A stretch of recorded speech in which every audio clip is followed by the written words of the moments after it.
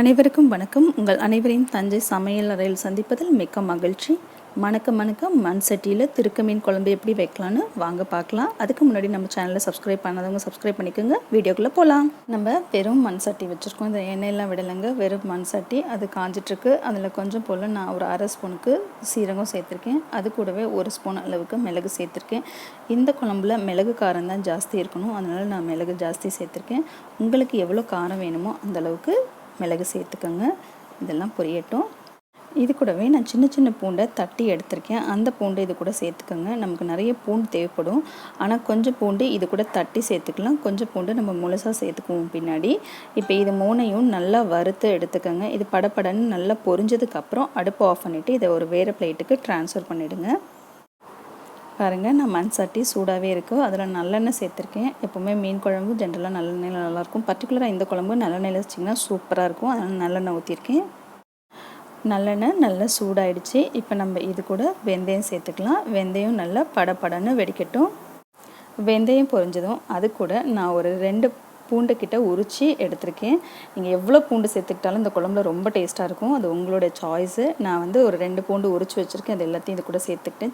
சின்ன பூண்டெல்லாம் எடுத்து நம்ம ஏற்கனவே தட்டிட்டு மிளகு பூண்டு கூட வறுத்துக்கிட்டோம். இதில் நான் கொஞ்சம் பெரிய பல்லு பூண்டாக இருக்கிறதெல்லாம் இதில் சேர்த்துருக்கேன். இதை நீங்கள் சாப்பிட்றதுக்கு ரொம்பவே டேஸ்ட்டாக இருக்கும். குழம்பு ரெடியானதுக்கப்புறம் நம்ம சாப்பிடும்போது. ஸோ பூண்டு நல்லா வதங்கட்டும். இப்போ பூண்டு கூடவே நம்ம வெங்காயம் சேர்த்துக்கலாம். நான் இன்றைக்கி பெரிய வெங்காயம் சேர்த்துருக்கேன், ஆனால் நீங்கள் சின்ன வெங்காயத்தை 2 கட் பண்ணி இது கூட சேர்த்துக்கிட்டிங்கன்னா அந்த வெங்காயமும் சாப்பிட்றதுக்கு ரொம்ப அருமையாக இருக்கும். ஆனால் இன்றைக்கி நான் பெரிய வெங்காயம் தான் ஒன்று போல் கட் பண்ணி சேர்த்துருக்கேன்.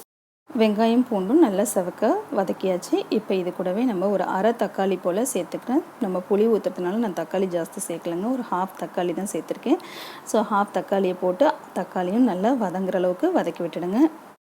இப்போ இது எல்லாமே நல்லா வதங்கிக்கிட்டு இருக்குது. இது கூட நம்ம குழம்புக்கு தேவையான மசாலா சேர்க்கலாம். மிளகாய்த்தூள் நான் 1 ஸ்பூன் போட்டிருக்கேன். இது கூடவே 2 ஸ்பூன் அளவுக்கு நம்ம மல்லித்தூள் சேர்த்துக்கலாம்.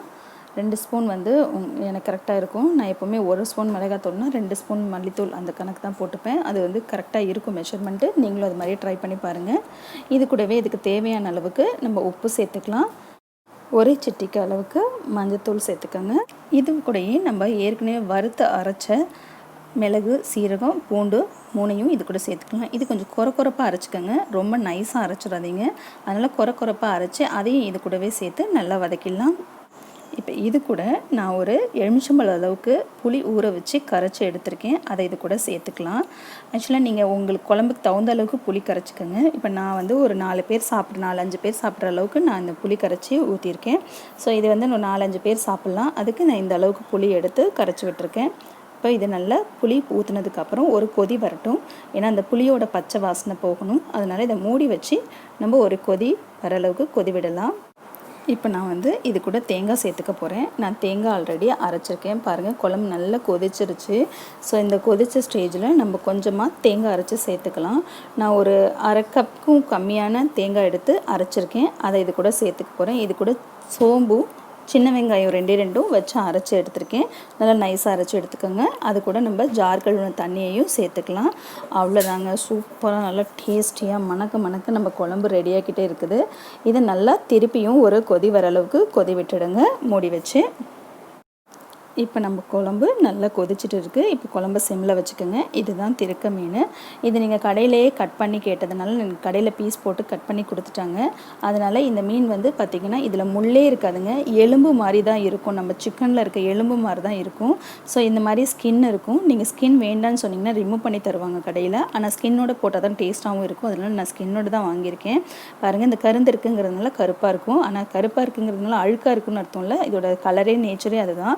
ரொம்ப நல்லாயிருக்கும் இந்த மீன். குழந்தைங்க விரும்பி சாப்பிடுவாங்க. ஏன்னா இதில் எலும்பு கிடையாது, முள் இருக்காது. சின்ன நைஸ் முள்ளெல்லாம் எதுவுமே முள்ளே இருக்காதுங்க. சிக்கன் மாதிரி ஒரே ஒரு எலும்பு மட்டும்தான் இருக்கும். அதனால் அது கூட நல்லா மொறுமொருன்னு தான் இருக்கும் அந்த எலும்பு கூட சாப்பிட்றதுக்கு. அதனால் ரொம்ப நல்லாயிருக்கும். குழந்தைங்க நீங்கள் இதை வச்சு கொடுத்தீங்கன்னா விரும்பி சாப்பிடுவாங்க. கண்டிப்பாக நீங்கள் செஞ்சு பாருங்கள். இது அதை விட மெடிசன் வேல்யூ ஜாஸ்தி. குழந்தை பிறந்த உடனேயே இந்த மீன் வச்சு கொடுப்பாங்க. நான் வெஜிடேரியன் சாப்பிட்றவங்களா இருந்தாங்க அப்படின்னு சொன்னால் இந்த மீன் குழம்பு வச்சு கொடுப்பாங்க. ஏன்னா அந்த குழந்தை பிறந்த அம்மாவுக்கு பால் நிறைய ஊறும் அப்படிங்கிறதுக்காக இது கொடுப்பாங்க. அந்த சமயத்தில் உடம்புக்கு ரொம்ப முக்கியம். அந்த மிளகு, ஜீரகம் இதெல்லாம் சேர்ந்து இது ரொம்ப மெடிசன் வேல்யூ இருக்குது. ஸோ அதனால் இந்த கருந்திருக்க குழம்பு வச்சு கொடுப்பாங்க. இது நிறைய பேர் கிராமப்புறங்களில் கேட்டிருப்பீங்க. சில வீட்டில் பழக்கம் இருக்கும், சிலருக்கு இந்த மீன் தெரியவே தெரியாது அப்படின்னு சொல்கிறாங்க. அதையும் நான் கேள்விப்பட்டிருக்கேன். நீங்கள் தாராளமாக என்னை நம்பி ட்ரை பண்ணி பாருங்கள், ரொம்பவே நல்லாயிருக்கும்.